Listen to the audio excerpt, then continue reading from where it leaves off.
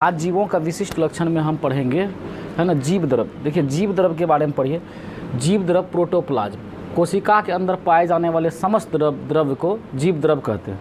कोशिका के अंदर पाए जाने वाले समस्त द्रव को क्या कहते हैं? जीव द्रव कहते हैं। ठीक है, सभी जीव कोशिका से बने होते हैं। जितना जीव है सभी किससे बने होते हैं? कोशिका से बने होते हैं।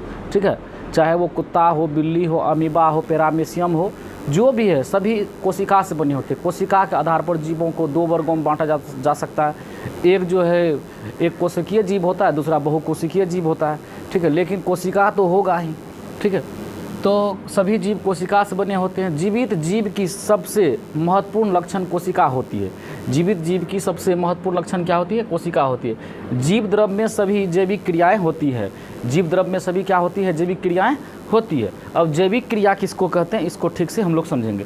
जैविक क्रियाएं जीव द्रव में होने वाले समस्त भौतिक रासायनिक परिवर्तनों एवं जीव द्रव व वातावरण के बीच आदान प्रदान की क्रियाएं जैविक क्रियाएं कहलाती है। क्या कहलाती है? जैविक क्रियाएं कहलाती है। जैविक क्रियाएं जीवों का विशिष्ट लक्षण है। जैविक क्रियाएं जीवों का क्या है? विशिष्ट लक्षण है। ठीक है, अब देखिए आगे हम बढ़ते हैं, इसको हम मिटाते हैं। ठीक है, इसके बाद कोशिका को हम लोग सेल कहते हैं। क्या कहते हैं? सेल कहते हैं। ठीक है, शरीर की सबसे छोटी या जीवों की सबसे छोटी संरचनात्मक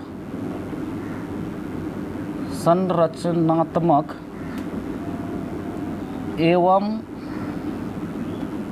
क्रियात्मक इकाई को कोशिका कहते हैं। संरचनात्मक एवं क्रियात्मक इकाई को क्या कहते हैं? कोशिका को कोशिका कहते हैं।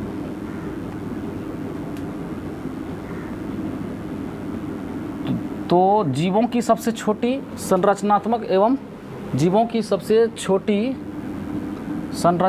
एवं क्रियात्मक इकाई को क्या कहते हैं? कोशिका कहते हैं। आप लोग क्या कीजिएगा, सबका स्क्रीनशॉट लेते जाइएगा, ख्याल रखिएगा। ठीक है, अब देखिए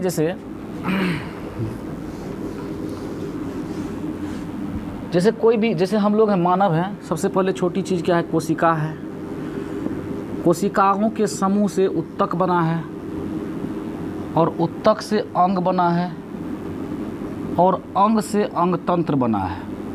ठीक है, समझे? कोशिका बना है, उत्तक बना है, अंग बना है और अंग से क्या बना है?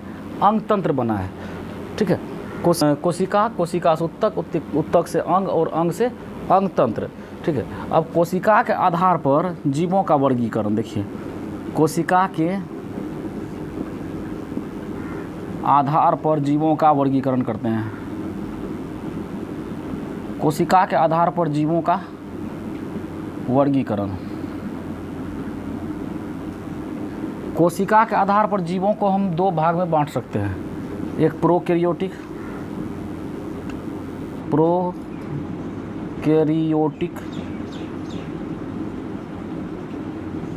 और दूसरा यूकैरियोटिक।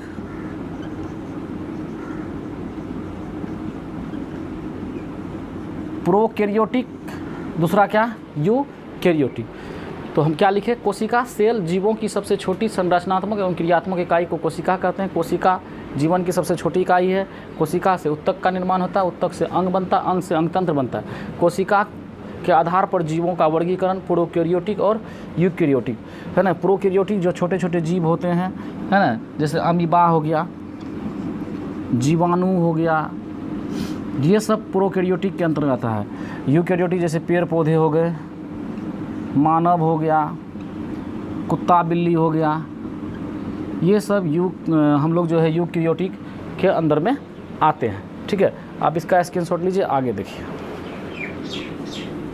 अब चलिए आगे देखिए, अगला पॉइंट है गति, मूवमेंट, है ना। गति, मूवमेंट, यह जीवों का मुख्य लक्षण है। जंतु भोजन व विभिन्न क्रियाकलापों के लिए एक स्थान से दूसरे स्थान जाते हैं।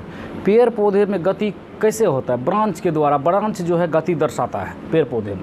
ठीक है, गति जीवों का मुख्य लक्षण है। जंतु भोजन व विभिन्न क्रियाकलापों के लिए एक स्थान से दूसरे स्थान जाते हैं। यह जीवों का विशिष्ट लक्षण है। इसको हम लिख सकते हैं, यह सजीवों का विशिष्ट लक्षण है।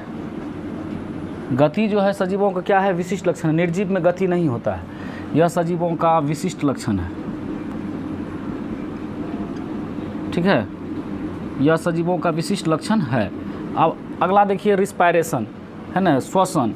जीव ऊर्जा प्राप्त करने के लिए ऑक्सीजन का प्रयोग करते हैं, है ना। C6H12O6 यानी ग्लूकोज जो है ऑक्सीजन की उपस्थिति में जब टूटता है तो ऑक्सीजन क्या कहते हैं, जल बनता है, और इसके बाद जो 673 कैलोरी ऊर्जा उत्पन्न KCl ऊर्जा उत्पन्न होता है, जिसमें 40% ATP ऊर्जा होता है और 60% ऊष्मा ऊर्जा प्राप्त होता है।